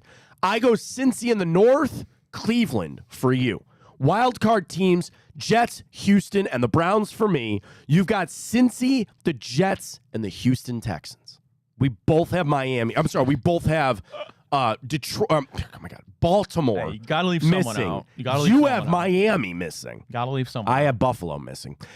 We both have Kansas City going to the Super Bowl, but we both pick the NFC side. I go 49ers. You go with the Green Bay Packers. MVP, I go Joe Burrow. You went Josh Allen. Offensive Player of the Year, Amon-Ra St. Brown for you. Saquon Barkley for me. Defensive Player of the Year, I went Miles. You went Sauce. Offensive Rookie, I went Marvin Harrison. You went Caleb Williams. Defensive Rookie, I went Latu Letu. You went Quinyon Mitchell. Coach of the Year, Dan Campbell and Matt LaFleur. It's going to be fun, man. Dude, it's already 42. We did this for an hour. I know, dude. I hope everybody enjoyed it. I had a lot of fun. Yeah, I'm not upset about it. Now I'm going to sit here. I'm going to go home and just like write everything down. Let's do this. Let's not even break. Okay. We got to do the grid because we're on a streak. Oh, yes, we are. We got to do the grid. Yes. We might have to bump time hop, and then I just want to get to our plays for tonight, buddy. I'm ready to go for tonight. Yeah, you want to rip this grid quick? Yeah, let's rip the grid, and then we'll get to our plays tonight for Thursday Night Football. Let's roll.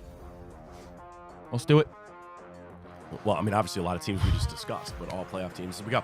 All right, here's how the grid works. We got 9 minutes. We got to fill it out. We get it tomorrow in addition to today, and we've got a giveaway for everybody out there. 9 minutes, go. 3,000-yard passing season. We can go Vic. We could go Mark Sanchez. We could go. You probably go Mark Sanchez. Jalen Hurts. Did he play for the Eagles at one point, or does it have to be on that? I think on that. So we could go Jalen Hurts. Okay.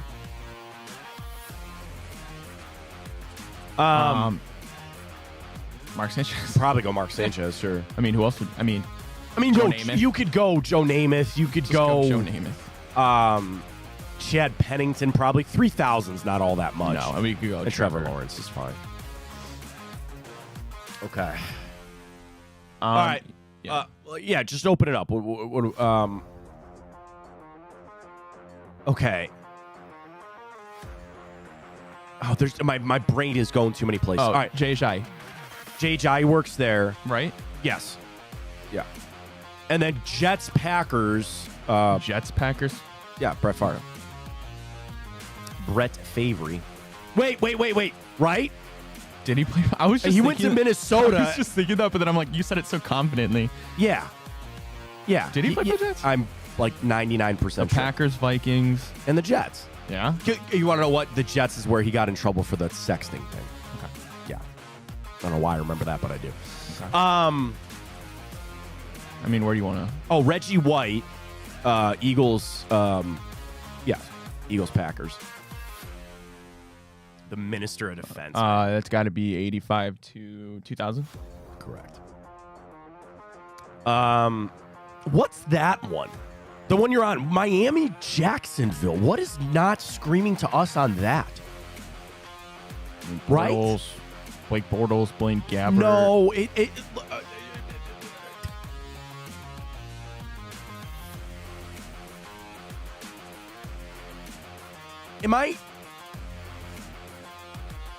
I want to say Leonard Fournette, but I know it's not. I don't think he played for the Dolphins. Then, like, not Jamal Adams. Right, so Jamal Adams starting. There's a player like that, like a superstar player that left Jacksonville. Yes, it's Jalen Ramsey. That.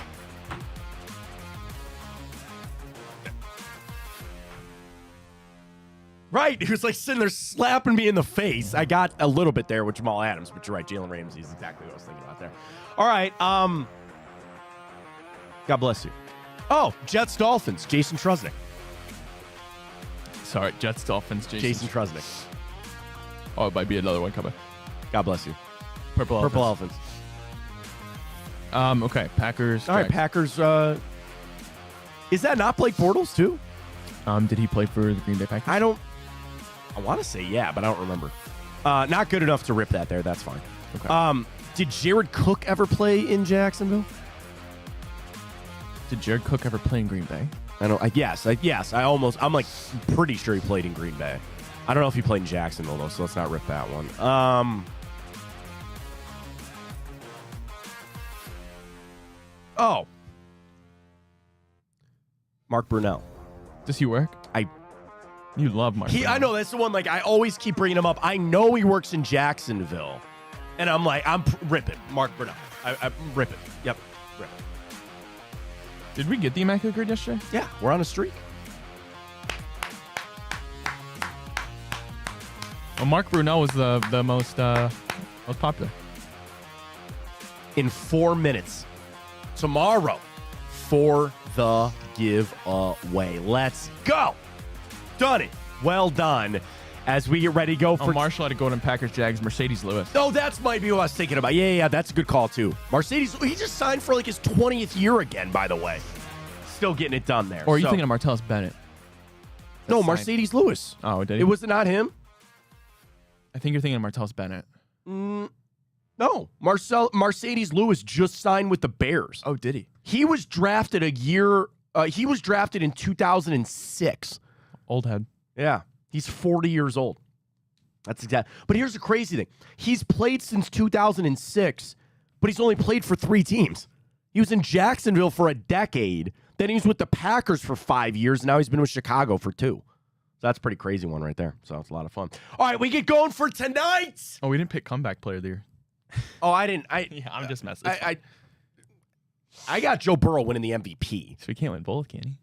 Probably. Oh, I guess he could. But I don't care. I know. Do you really want to play? No, I don't. I'm just messing. I'll give it to Kirk Cousins. I don't know. It doesn't matter. I got really nothing for you on it, but yeah, Sean Watson. It's not. He will never ever win a award run. I think of any consequence there. All right, here we go. Do we have football back tonight? It's going to be so much fun.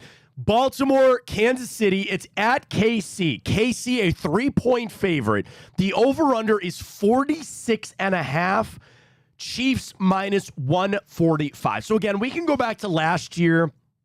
And of course, Kansas City beat Baltimore 17-10 in the playoffs last year. It's so hard for me to go back to last year. Here's the one thing that I will say for tonight. It's early in the season on Thursday night. My favorite play for that is usually the under and the dog. Chiefs and Ravens met in the playoffs last year. That point total came out to just 27. It wasn't surprising as KC and Baltimore had 2 of the better defenses in football. This is a write-up from OddsShark this morning. I know a lot of focus will be on Lamar and Mahomes, but I view this as one of the best defensive chess matches once again. PFF projects both of these teams to have top 10 defenses, so I'm backing the under as part of the play, under 46.5. Would you like to get some other props in this game? Yeah, we also have to. This will be our first spread when we keep track of. We should do that. Yeah, we do that. That's right. Yeah, we're into it, buddy. We're here, we're man. Back, we're here. Baby. We're back. Let's go. All right. Would you give me the half? Would you give me the hook here? Sure. All right. KC minus 3.5. Baltimore.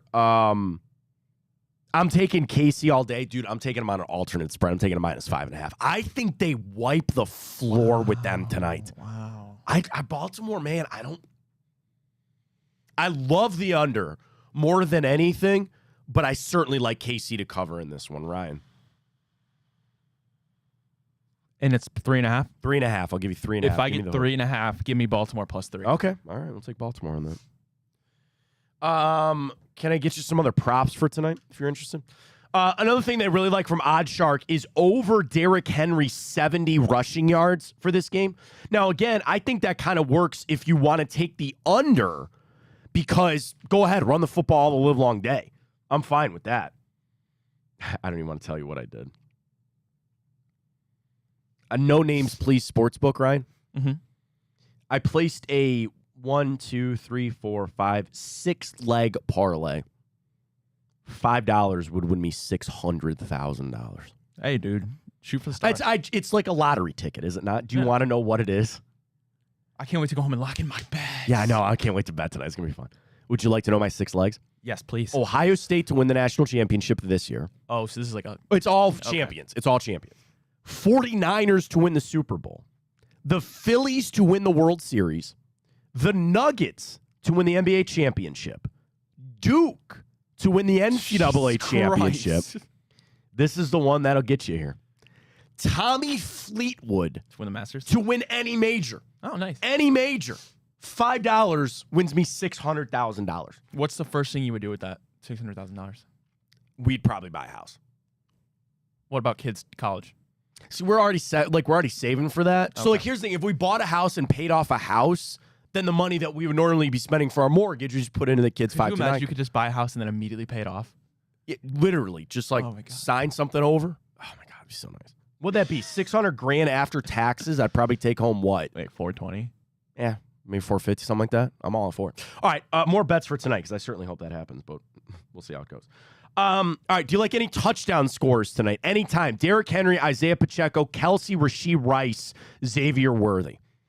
Do you like a first-time touchdown score? The first touchdown score.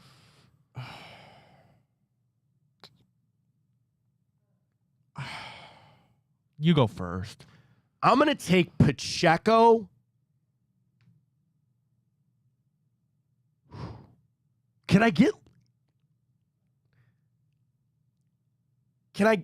a Patrick Mahomes rush touchdown? Rush touchdown? I think you can do anything. Kind of like it.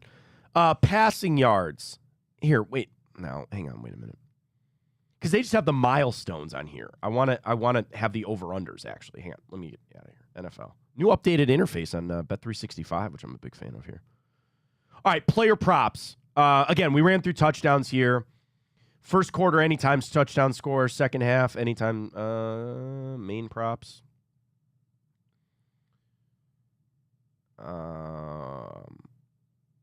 What the hell? Why can't I just find the over-unders? Why is it this hard? Maybe same game parlay? All right. I found it. Lamar Jackson over under 216.5 passing yards. Oh, man. 216. Doesn't seem like a lot. No, it doesn't. Give me the over. Mahomes, 268.